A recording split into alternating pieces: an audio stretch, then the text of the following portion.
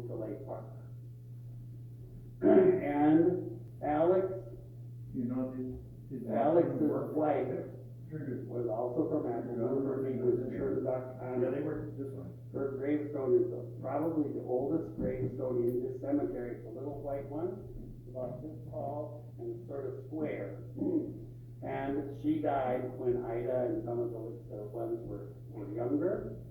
He married another Anna. They claimed she was a Norwegian, but she was also Swedish, but she was from another part of Sweden. So,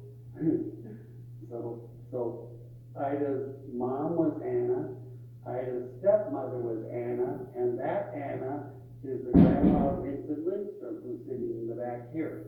So his grandma, is it your grandma, Vince, or your great grandma? Yeah, his grandma. His grandma and Ida were half sisters, so his ancestors are the Selbers. Alex Selberg's mother in 1882, most of her kids were gone. She came to Lake Park. So not only did Grandma Ida's parents were here in Lake Park, but her grandmother came to Lake Park. And in the censuses, they had her living with living with Alex Selberg's family until after 1900. So we think she's buried here. At that time, there were some bones that as they digged up the cemetery, there's bones that they didn't know they were unmarked graves. So, for example, Brandon's son, that would be, he's the 8th generation of that family living here. Okay, and yep, in 1905 she wasn't listed in the census, and in 1900 she was 81 years old, living in Lake Park Township of Becker County. So this Strandvik, it first was a cemetery, it wasn't a church until 1945. Sven Per Eriksson, when he came here, then he became known as S. Peter Eriksson.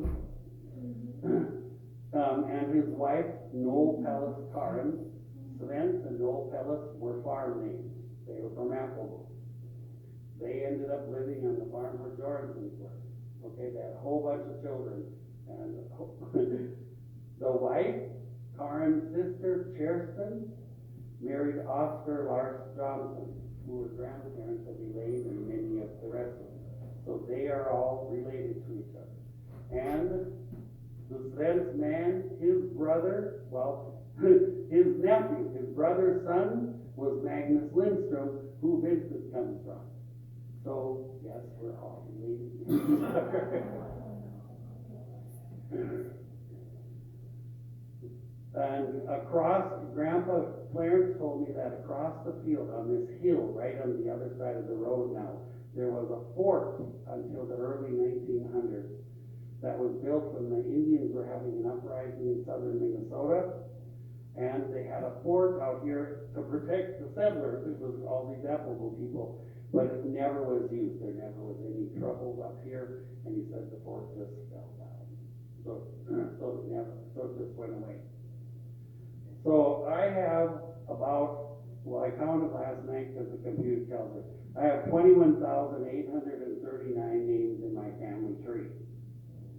Most of you are in it. But maybe not your children or your grandchildren, because here's where I used to go to Sweden, and the old ladies that were saying, and underfoot, they say this, and we did their handwritten notes. And then I keep following the Lake Park way back memories page, and I find out when somebody's funeral was, or 25 years ago, or 50 years ago, or 80 years ago, when their funeral was, and it says, they are survived by, what's the name? And I just have grown and grown that list of over 21,000 names. What I could use from this group here are, who are your grandchildren? So we can continue that list.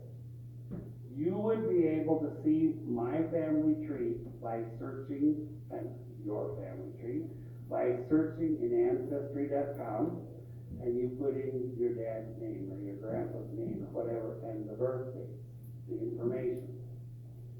It'll pop up somewhere in a whole bunch of trees, but in Larry Swenson. The trick is, if you wanna study that ancestry, pay the membership for a month. It's expensive, like $20 a month or something.